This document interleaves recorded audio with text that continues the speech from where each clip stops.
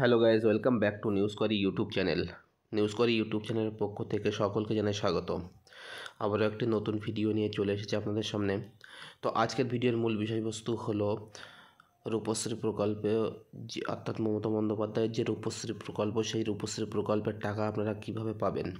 তাছাড়াও কিন্তু অনেকের মনে সংশয় আছে যে রূপশ্রী প্রকল্পের টাকা পেতে গেলে কি ম্যারেজ সার্টিফিকেট আগে প্রয়োজন না পরে, এবং ম্যারেজ সার্টিফিকেটের সেই প্রসেসটা আপনারা কীভাবে করবেন, তারপরে আপনারা কার্ড কীভাবে ছাপাবেন, সকল বিস্তারিত বিষয় কিন্তু এই ভিডিওতে নিয়ে চলে এসেছি। তো চলুন ভিডিওটি শুরু করা যাক। তো ভিডিওটি শুরু করার আগে নিউজ করি ইউটিউব চ্যানেলে নতুন দর্শক হয়ে থাকলে চ্যানেলটি অবশ্যই সাবস্ক্রাইব করবেন এবং পাশে থাকবেন। তাছাড়াও আমি রূপশ্রী প্রকল্পের যে ফর্ম, সেই ফর্ম যে ডাউনলোড করার যে ফর্ম পিডিএফটি, তার লিঙ্ক আমি এই ভিডিও ডেসক্রিপশনের নিচে দিয়ে রাখবো। আপনারা সেখান থেকে গিয়ে কিন্তু ফর্মটা ডাউনলোড করতে পারবেন। তাছাড়াও আপনারা যদি বুঝতে না পারেন তাহলে আমি এই ভিডিওর নিচে আমার personal phone number, WhatsApp phone number দিয়ে রাখবো, আপনারা কন্ট্যাক্ট করবেন, আমি কিন্তু বিস্তারিত বিষয় বলে দেবো। তো চলুন ভিডিওটি শুরু করা যাক। পশ্চিমবঙ্গের মুখ্যমন্ত্রী মমতা বন্দ্যোপাধ্যায় যে রূপশ্রী প্রকল্প চালু করেছেন, তো সেই প্রকল্পের নতুন নিয়ম কি, অর্থাৎ সেই প্রকল্পে কারা কারা আবেদন করতে পারবেন, সকল বিস্তারিত বিষয় আমি দেখাবো। তো ভিডিওটি কিন্তু একটু লং হবে, বড় হবে, তো আপনারা স্কিপ না করে কিন্তু সম্পূর্ণটা দেখবেন। তো চলুন, প্রথমে দেখতে পাচ্ছেন কারা আবেদন করতে পারবেন, আবেদনের শর্ত কী আছে। প্রথম কি আছে, আবেদনকারী মহিলার বয়স 18 বছরের ঊর্ধ্বে হতে হবে, অর্থাৎ যে পাত্রী বা কন্যার বিয়ে হচ্ছে তার কিন্তু বয়স 18 বছরের উপরে হতে হবে। 2 নম্বর, আবেদনকারীকে পশ্চিমবঙ্গের স্থায়ী বাসিন্দা হতে হবে, অর্থাৎ ওই যে আবেদন করছে বা যে পাত্রী, তার কিন্তু বসবাসের স্থান পশ্চিমবঙ্গের মধ্যে হতে হবে। তারপরে কী বলা আছে, স্থায়ী বাসিন্দা না হলে পাত্রীর মাতা পিতাকে কমপক্ষে 5 বছর পশ্চিমবঙ্গে বসবাস করে থাকতে হবে, তবেই এই প্রকল্পের সুবিধা পাবেন। অর্থাৎ আবেদনকারীর পিতামাতা যদি এখানকার বাসিন্দা না হয়ে থাকেন, তবে আবেদনকারীর পিতামাতাকে কিন্তু 5 বছর, আজ থেকে আগামী 5 বছর আগে পর্যন্ত কিন্তু বসবাস করে থাকতে হবে। মানে আজ থেকে 5 বছর আগের থেকে আজ পর্যন্ত বসবাস করলে তবেই কিন্তু আবেদনের যোগ্য হবেন। তারপরে বলা হয়েছে আবেদনকারীর বাৎসরিক পারিবারিক আয় 1.5 লক্ষ টাকার মধ্যে হতে হবে, অর্থাৎ যে পাত্রীর আবেদন করছে সেই পাত্রীর আবেদনের কিন্তু যে পরিবারের আয়, অর্থাৎ তার পিতা বা পরিবারের যে কজন ব্যক্তি ইনকাম করে তাদের আয়, টোটাল আয় কিন্তু 1.5 লক্ষ টাকার মানে নিচে হতে হবে বাৎসরিক, মানে বছরে। তারপরে কি বলা হয়েছে, পাত্রের বয়স, অর্থাৎ যে পাত্রের সাথে বিয়ে হচ্ছে বা যে ছেলের সাথে বিয়ে হচ্ছে তার কিন্তু বয়স 21 বছরের ওপরে হতে হবে, ঊর্ধ্বে হতে হবে লেখা আছে, মানে 21 বছরের ওপরে হতে হবে। তারপরে কী বলা আছে, পাত্রীর নিজের নামের সিঙ্গেল ব্যাংক অ্যাকাউন্ট থাকতে হবে, অর্থাৎ যে পাত্রীর রূপশ্রীর জন্য আবেদন করছে বা যে মেয়ের রূপশ্রীর জন্য আবেদন করছে তার নামে কিন্তু সিঙ্গেল ব্যাংক অ্যাকাউন্ট থাকতে হবে, জয়েন্ট থাকলে কিন্তু চলবে না। তারপর নিচে চলে যাচ্ছে জয়েন্ট ব্যাংক অ্যাকাউন্ট এই প্রকল্পের টাকা পাবেন না। আমি কিন্তু আগেই বলেছি কী কী ডকুমেন্টের প্রয়োজন। এবার দেখে নেওয়া যাক কী কী ডকুমেন্টের প্রয়োজন। 1 নম্বরে পাত্রীর বয়সের প্রমাণ, অর্থাৎ যে মেয়ে আবেদন করছে তার বয়সের প্রমাণ। তো বয়সের প্রমাণ আপনারা কিভাবে প্রুভ করবেন, সেটি হলো আধার কার্ড, ভোটার কার্ড বা জন্ম সার্টিফিকেট, মাধ্যমিকের অ্যাডমিট অথবা প্যান কার্ডের জেরক্স, এই তিনটের মধ্যে যে কোনো একটি থাকলে হবে। তারপরে আবেদনকারীর বাসিন্দা সার্টিফিকেট, অর্থাৎ আবেদনকারীর কিন্তু যে বাসিন্দা, ওই এলাকার যে বাসিন্দা তার সার্টিফিকেট, তো সেটি কে দেবে, সেটি পঞ্চায়েত দেবে, অর্থাৎ যাকে বলা হয় রেসিডেন্সিয়াল সার্টিফিকেট। তারপরে বলা হয়েছে পাত্রীর পরিবারের বাৎসরিক ইনকাম সার্টিফিকেট, অর্থাৎ পরিবারের যে বাৎসরিক ইনকাম সার্টিফিকেট, সেই ইনকাম সার্টিফিকেটও কিন্তু নিতে হবে, সেটাও কিন্তু পঞ্চায়েত দেবে। তো ধরেন তার বাৎসরিক আয় 84,000 টাকা, তো মাসে কিন্তু 7,000 টাকা করে পড়ছে। তো এরকমভাবে কিন্তু আপনারা মাসে নিতে পারেন বা বছরে নিতে পারেন, তো আমি সাজেস্ট করব বছরে নেবেন, তাহলে কিন্তু বুঝতে সুবিধা হবে। তো এরকমভাবে কিন্তু আপনারা তুলবেন পঞ্চায়েত থেকে। তারপরে কি বলা হয়েছে, পাত্রীর বৈবাহিক অবস্থা ঘোষণাপত্র বা ম্যারিটাল স্ট্যাটাস, ঠিক আছে, এটি কিন্তু আপনারা কোর্ট থেকে করতে পারবেন। যে কোনো একটি মুহুরি ধরবেন বা উকিল ধরবেন, তারা কিন্তু এটা করে দেবে। তাদের গিয়ে বলবেন যে আমি রূপশ্রী প্রকল্পের জন্য আবেদন করব, তো বৈবাহিক অবস্থা বা ম্যারিটাল স্ট্যাটাসের জন্য কি করতে হবে তারা কিন্তু আপনারা ওখান থেকে করে দেবে। তারপরে বলা হয়েছে পাত্র পাত্রীর পাসপোর্ট সাইজের রঙিন ফটো 2 কপি করে, অর্থাৎ ছেলে ও মেয়ে উভয়ের কিন্তু 2 কপি করে রঙিন পাসপোর্ট সাইজ ফটো লাগবে। এবং তারপরে কী বলা হচ্ছে, বিবাহের প্রমাণ হিসাবে বিয়ের কার্ড, অর্থাৎ পাত্রের বাড়িরও বিয়ের কার্ড এবং পাত্রীর বাড়িরও কিন্তু বিয়ের কার্ড ও কি ম্যারেজ রেজিস্টার সার্টিফিকেট। এই ম্যারেজ রেজিস্টার সার্টিফিকেট কোথায় পাবেন, এটিও কিন্তু আপনারা যে উকিলের সাথে যোগাযোগ করবেন সেই উকিল কিন্তু আপনাদের এটি জোগাড় করে দেবে। তার জন্য কিন্তু কিছু চার্জ ধার্য করবে। তো তারপরে কিন্তু আপনাদের এই ম্যারেজ সার্টিফিকেটটা দিয়ে দেবে। তো আরেকটি কথা বলে রাখি, রূপশ্রী প্রকল্পের টাকা কিন্তু বিয়ের যেদিন বিয়ে হবে তার থেকে 1 মাস আগের থেকে আপনারা কিন্তু অ্যাপ্লাই করবেন, না হলে কিন্তু আপনারা টাকা পাবেন না। তারপরে কি বলা হয়েছে এখানে, তারপরে বলা হয়েছে যেখানে পাত্র পাত্রীর নাম উল্লেখ থাকবে এবং বিয়ের তারিখ উল্লেখ থাকবে, অর্থাৎ যে ইনভাইট কার্ড বা বিয়ের কার্ড তৈরি করবেন বা ম্যারেজ রেজিস্টার সার্টিফিকেট তৈরি করবেন, সেখানে কিন্তু অবশ্যই পাত্র এবং পাত্রীর নাম উল্লেখ থাকবে এবং কবে বিয়ে হবে সেই ডেটটিও কিন্তু উল্লেখ থাকবে। তারপরে কি বলা হয়েছে, তারপরে বলা হয়েছে পাত্রের বয়সের প্রমাণ হিসাবে আধার কার্ড, ভোটার কার্ড, জন্ম সার্টিফিকেট, মাধ্যমিকের অ্যাডমিট বা প্যান কার্ড যে কোনো একটি কিন্তু আপনাদের প্রয়োজন। ফর্ম কোথায় পাওয়া যাবে, আবেদন প্রক্রিয়া আপনার নিকটবর্তী panchayat office, BDO office, SDO office Rupashree প্রকল্পের আবেদনের ফর্ম গ্রহণ করতে পারবেন। অর্থাৎ এই 3টে অফিস থেকে কিন্তু আপনারা ফর্মটি জোগাড় করতে পারবেন বা নিতে পারবেন। তাছাড়া অনলাইনে আবেদন ফর্ম পাওয়া যাবে। তো কোথা থেকে পাওয়া যাবে আমি কিন্তু এই ভিডিও ডেসক্রিপশনের নিচে লিঙ্কটি দিয়ে রাখবো, আপনারা সেখান থেকে গিয়ে কিন্তু ডাউনলোড করে নেবেন।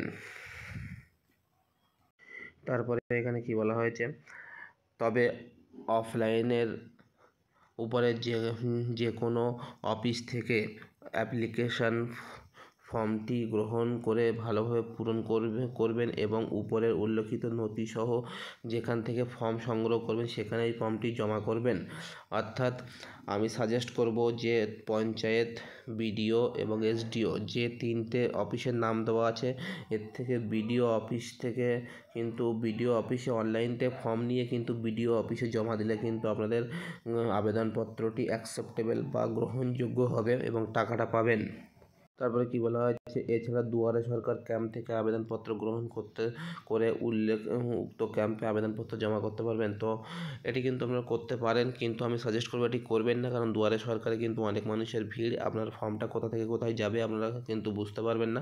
সেই ক্ষেত্রে আমি কিন্তু বলতে পারি যে বিডিও অফিসে নিজ হাতে গিয়ে আবেদনটি জমা করবেন। এই প্রকল্পের কিন্তু কিছু সীমাবদ্ধতা আছে, তো কী সীমাবদ্ধতা দেখে নেওয়া যাক। এই প্রকল্পের জন্য যোগ্য মহিলারা কেবল তাদের প্রথম বিবাহের জন্য আবেদন করতে পারবেন। অর্থাৎ আজকাল কিন্তু দেখা যাচ্ছে একটি ছেলে বা একটি মেয়ের প্রথম বিয়ে, তারপরে ডিভোর্স হয়ে গিয়ে দ্বিতীয় বিয়ে, ডিভোর্স হয়ে গিয়ে তৃতীয় বিয়ে, এরকম হয়ে থাকে।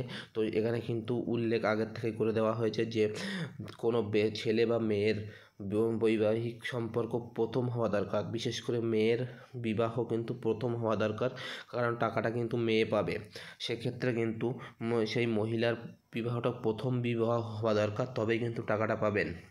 তারপরে এখানে কী বলা হয়েছে, দ্বিতীয় ও তৃতীয় বিবাহের জন্য আবেদনযোগ্য নয়।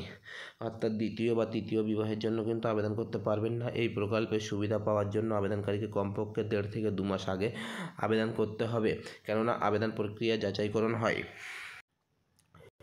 যাচাই হয়ে টাকা স্যাংশনের হতে সময় লাগে, অর্থাৎ যাচাইকরণ হওয়ার পর টাকা স্যাংশন হবে, তারপর টাকা ঢুকবে। বিয়ের 1 থেকে 2 সপ্তাহ আগে আবেদন করলে টাকা না পাওয়ার সম্ভাবনা বেশি থাকে। তো অর্থাৎ আপনারা কিন্তু স্পষ্ট বুঝতে পেরেছেন যে এখানে কি বলা হয়েছে। আমি কিন্তু একদম পুরো পাতি বাংলায় বলেছি, আপনারা কিন্তু অবশ্যই বুঝতে পেরেছেন আশা করি। এবার দেখে নেওয়া যাক আপনারা ফর্মটা কীভাবে ফিল আপ করবেন। আপনাদের সুবিধার্থে আমি একটি রূপশ্রীর ফর্ম কিন্তু ডাউনলোড করে সেই ফর্মে কিন্তু ডেমো কপি হিসেবে আমি কিন্তু সমস্ত ফর্মটা ফিল আপ করেছি। তো আপনারা কিন্তু ফর্মটা দেখতে পাচ্ছেন। এই ফর্মটা কিন্তু দুটো ল্যাঙ্গুয়েজে আছে, অর্থাৎ বাংলাতেও আছে, ইংরাজিতেও আছে। অ্যাপ্লিকেশান ডিটেলস আবেদনকারীর বিবরণ দেখতে পাচ্ছেন, বাংলায় আছে এবং আপনার ইংলিশেও আছে। তো সবার প্রথমে ফর্মটা আপনারা প্রিন্ট আউট করে বাড়িতে নিয়ে আসবেন। নিয়ে আসার পরে এখানে কিন্তু আপনারা আপনাদের যে মহিলার নাম বা যে মহিলার বিবাহ হচ্ছে তার নাম বড় অক্ষরে কিন্তু ইংরাজিতে লিখবেন। তো এখানে কিন্তু একটি নথি আপনারা লক্ষ্য করছেন যে এখানে বলা হয়েছে যে ব্যাংক অ্যাকাউন্টে যে নাম আছে সেই নামই কিন্তু এই ঘরে লিখবেন। অর্থাৎ ব্যাংক অ্যাকাউন্টে যেমন যেমন বানান আছে তেমন তেমন বানান কিন্তু এই ঘরে আপনারা লিখবেন। এখানে কিন্তু স্পষ্ট বলে দেওয়া হয়েছে। তারপরে ওই মহিলার জন্ম তারিখ কিন্তু এইভাবে লিখবেন, আমি যেমনভাবে লিখেছি তেমনভাবে লিখবেন। এবং প্রস্তাবিত বিয়ের তারিখ, তো কোন তারিখে বিয়ে হচ্ছে সেই ডেটটাও কিন্তু আপনারা এখানে লিখবেন। অর্থাৎ আপনারা মিলিয়ে নেবেন যে তারিখে বিয়ে হচ্ছে আর যে তারিখে জন্ম, সেই জন্ম এবং সেই বিয়ের তারিখের হিসেব করে যেন 18 বছরের ঊর্ধ্বে হয় মেয়ের বয়স, এটা কিন্তু আপনারা দেখে নেবেন। তারপরে এখানে আপনারা মেয়ের মায়ের নাম লিখবেন, এখানে বাবার নাম লিখবেন, এখানে মেয়ের একটি পাসপোর্ট সাইজ ফটো কিন্তু অ্যাটাচ করবেন। তারপরে এখানে আপনাদের বাড়ির নাম্বার লিখবেন। বাড়ির নাম্বার যদি আপনারা বুঝতে না পারেন তাহলে আপনাদের যে ভোটার লিস্ট আছে, যে মহিলার বিয়ে হচ্ছে তার মা বা বাবার ভোটার লিস্ট চলতি বছরে, সেই ভোটার লিস্টে কিন্তু বাড়ির নাম্বার লেখা থাকে, আপনারা সেখান থেকে কিন্তু বাড়ির নাম্বারটা লিখবেন। তারপরে নিচের দিকে স্ক্রল করবেন। স্ক্রল করার পর এখানে আপনারা রোডটি লিখবেন, অর্থাৎ রোড বা স্ট্রিট। যে ধরুন কারোর বাড়ি কাটিয়াহাটে এবং সেটা শাস্ত্রনগর রোড, তো আপনারা কিন্তু এখানে শাস্ত্রনগর রোড লিখবেন। দেখতে পাচ্ছেন আমি কিন্তু লিখেছি RN রোড, রোড বানানটা ভুল হয়ে গেছে, সরি, কিন্তু এখানে হবে রোড। তারপরে আপনারা এখান থেকে সেই আপনাদের যে ঠিকানা, সেই ঠিকানার কোন পুলিশ স্টেশনের মধ্যে পড়ে সেটি কিন্তু লিখবেন। এখানে পোস্ট অফিসটা লিখবেন, ওখানে আপনাদের গ্রাম পঞ্চায়েতের নামটি কিন্তু লিখবেন। আমি যেমনভাবে লিখেছি তেমনভাবে লিখবেন। তারপরে এখানে আপনাদের মহকুমাটি লিখবেন। তারপরে এখানে আপনাদের ডিস্ট্রিক্টটি লিখবেন, এখানে মানে রাজ্যর নামটি লিখবেন, এখানে পিন নাম্বারটি লিখবেন। এটি কিন্তু গেল বর্তমান ঠিকানা। এখানে দেখতে পাচ্ছেন এটি কিন্তু বর্তমান ঠিকানা। এখানে হচ্ছে স্থায়ী ঠিকানা। তো স্থায়ী ঠিকানা এবং বর্তমান ঠিকানা যদি একই হয়ে থাকে তাহলে কিন্তু এখানে প্রত্যেকটা ঘরে দেখতে পাচ্ছেন আমি কিন্তু ডু লিখেছি। তো আপনারা প্রত্যেকটা ঘরে কিন্তু ডু লিখে লিখে এগিয়ে যাবেন। এই ডু মানে হচ্ছে একই, তাই ডু লিখে লিখে আপনারা এগিয়ে যাবেন। তারপরে এখানে মেয়ের বাড়ির কন্ট্যাক্ট নাম্বার, একটা বৈধ মোবাইল নাম্বার এখানে ইনপুট করবেন। তারপরে এখানে কিন্তু ব্যাংকের বিবরণ দিতে বলেছে, তো এখানে ব্যাংকের বিবরণ দেবেন। প্রথমে কিন্তু অ্যাকাউন্ট নাম্বার লিখবেন, ব্যাংকের প্রথম পাতায় পেয়ে যাবেন। তারপরে IFSC কোড লিখবেন, ব্যাংকের প্রথম পাতায়ও পেয়ে যাবেন। তারপরে MICR নাম্বার লিখবেন, সেটাও কিন্তু ব্যাংকের প্রথম পাতায় পেয়ে যাবেন। তারপরে ব্যাংকের নামটি লিখবেন, ব্রাঞ্চ নেমটি লিখবেন এবং ব্রাঞ্চ অ্যাড্রেসটি লিখবেন। তো এই সকল বিস্তারিত বিষয়টি কিন্তু খুব সেন্সিটিভভাবে আপনারা লিখবেন, কারণ এটি ভুলে গেলে কিন্তু আপনারা টাকা পাবেন না। তো এটি কিন্তু খুবই সাবধানে লিখবেন এবং যদি আপনাদের বইয়ের প্রথম পাতায় না থাকে তাহলে কিন্তু কাউকে জিজ্ঞাসা করবেন, আশেপাশে যারা বোঝে তাদের কাছে জিজ্ঞাসা করবেন, তারা কিন্তু বলে দেবে। সেইভাবে কিন্তু এখানে ফিল আপ করবেন। তারপরে কিছু এখানে কলম দেওয়া আছে যেখানে টিক মারতে হবে। তো টিক মারার কলমে কি বলা হয়েছে যে শিক্ষার স্তর, তো কোন সেই মহিলা কোন কি pass, primary pass, secondary pass, never been to school, বিদ্যালয়ে যায়নি, উচ্চ মাধ্যমিক পাস, যেহেতু এটি উচ্চ মাধ্যমিক পাস দেবেন। জাতি কি মানে কাস্ট কি আছে, জেনারেল কাস্ট না শিডিউল কাস্ট না SC OBC, যাই সেটি কিন্তু টিক মারবেন। এবং আপনারা সেই মহিলাকে হিন্দু না মুসলিম সেটি কিন্তু এখানে টিক মারবেন। তারপরে এবারে আসি গ্রুমস, অর্থাৎ গ্রুম ডিটেলস বা পাত্রের বিবরণ দেখতে পাচ্ছেন লেখাই আছে। তো এখানে পাত্রের নামটি কিন্তু এখানে পূরণ করবেন, ইংরাজিতে বড় অক্ষর লেটারে কিন্তু পূরণ করবেন এবং এখানে তার কিন্তু ডেট অফ বার্থটি পূরণ করবেন। এখানে তার মায়ের নামটি দেবেন, এখানে তার বাবার নামটি দেবেন এবং পাসপোর্ট সাইজ ফটো একটি অ্যাটাচ করবেন। তারপরে নিচের দিকে আসার পরে একইভাবে ভোটার লিস্ট থেকে পাত্রের যে মা বাবার ভোটার লিস্ট থেকে তার বাড়ির নাম্বারটি লিখবেন, এখানে রোডের নাম লিখবেন, এখানে তার থানা লিখবেন, এখানে তার পোস্ট অফিস লিখবেন। তারপরে নিচের দিকে আসবেন, এখানে কি বলা হয়েছে জিপি, অর্থাৎ গ্রাম পঞ্চায়েতের নামটি লিখবেন, মহকুমার নামটি লিখবেন, এখানে ডিস্ট্রিক্টের নাম লিখবেন, এখানে রাজ্যের নাম লিখবেন, এখানে কিন্তু পিনকোডটা লিখবেন। লেখার পরে এটি কিন্তু গেল আপনাদের বাড়ি বর্তমান ঠিকানা। এবার যদি আপনাদের প্রেজেন্ট পার্মানেন্ট অ্যাড্রেস অর্থাৎ স্থায়ী ঠিকানা একই হয়ে থাকে তাহলে কিন্তু এই ঘরগুলো সেই একইভাবে ডু ডু করে চলে যাবেন। তারপরে এখানে কিছু ডিক্লারেশান দেওয়া আছে, সেই ডিক্লারেশান কিন্তু আপনারা সঠিকভাবে পড়ে কিন্তু টিক মারবেন। তো আমি ঘোষণা করছি, আই ডিক্লেয়ার দ্যাট, আমি ঘোষণা করছি যে I am A unmarried and I propose marriage is my first marriage, আমি অবিবাহিত এবং প্রস্তাবিত বিবাহটি প্রথম বিবাহ। তো এটি কিন্তু আপনারা প্রথম মেনে এটা কিন্তু লেখা থাকবে, এটি কিন্তু দেখে নেবেন। তারপরে my family income is not more than race 1.52। তো এখানে বলা হয়েছে আমার পারিবারিক বাৎসরিক আয় 1.5 লক্ষ টাকার বেশি নয়, এখানে কিন্তু ওটা লেখা থাকবে। 3 নম্বরে লেখা আছে কি I am A residents of West Bengal, অর্থাৎ আমি কিন্তু এখানে মানে আমি বলা হচ্ছে আমি ওই পশ্চিমবঙ্গের বাসিন্দা, এবং এখানে ব্র্যাকেটে দেওয়া আছে I was born in West Bengal, এবং আরেকটি অপশান দেওয়া আছে I have live in West Bengal for the last 5 ইয়ার। তো যদি আপনারা জন্মগত বসবাস করে থাকেন তাহলে এখানে টিক মারবেন, আর যদি জন্মগত বসবাস না করে থাকেন 5 বছর আগে এসে থাকেন তাহলে এখানে টিক মারবেন, ঠিক আছে। তারপরে আপনাদের যদি ইংলিশে পড়তে অসুবিধা হয় এখানে কিন্তু নিচে বাংলায়ও কিন্তু দেওয়া আছে, আপনারা কিন্তু পড়ে কিন্তু টিক করবেন। তারপরে এখানে আর একটা কথা বলা হয়েছে, এখানে বলা হয়েছে I am above 18 year old, অর্থাৎ আমি 18 বছরের ঊর্ধ্বে। তো এখানে কিন্তু সেটা দেখে নেবেন। তারপরে আপনার কী কী কাগজপত্র জমা দিতে হবে। তো এখানে যে birth certificate, voter ID card যদি হয়ে থাকে তাহলে ভোটার আইডি কার্ড, আধার কার্ড, প্যান কার্ড, তারপরে প্রাথমিক বিদ্যালয়ের ছাড়পত্র বা স্কুল লিভিং যেটাকে বলা হয়, তারপরে মাধ্যমিকের অ্যাডমিট, যে এর মধ্যে যে কোনো একটি কিন্তু আপনারা এখানে টিক করবেন, অর্থাৎ যে ডকুমেন্টটি আপনারা টিক করবেন সেই ডকুমেন্টের নাম্বার কিন্তু এই ঘরে ইনপুট করতে হবে। তো আমি সাজেস্ট করবো যাদের আধার কার্ড আছে আধার কার্ডটা কিন্তু টিক করে আধার কার্ড নাম্বারটি কিন্তু ইনপুট করবেন। তারপরে এখানে কি বলা হয়েছে, তারপরে 5 নম্বরে বলা হয়েছে যে আমার নিজের নামে একটি সচল ব্যাঙ্ক অ্যাকাউন্ট আছে, অর্থাৎ I have an active bank account for which I am the sole account holder. তো এখানে কিন্তু আপনারা টিক করবেন। টিক করার পর কিন্তু এখানে বলা হয়েছে যে ব্যাংকের প্রথম পাতায় ব্যাংক অ্যাকাউন্ট নাম্বার শো করতে হবে এবং অ্যাকাউন্ট হোল্ডারের নাম শো করবে এবং ব্যাংক ডিটেলস শো করবে, এটি কিন্তু আপনারা সম্পূর্ণ দেখে তারপরে কিন্তু জমা করবেন।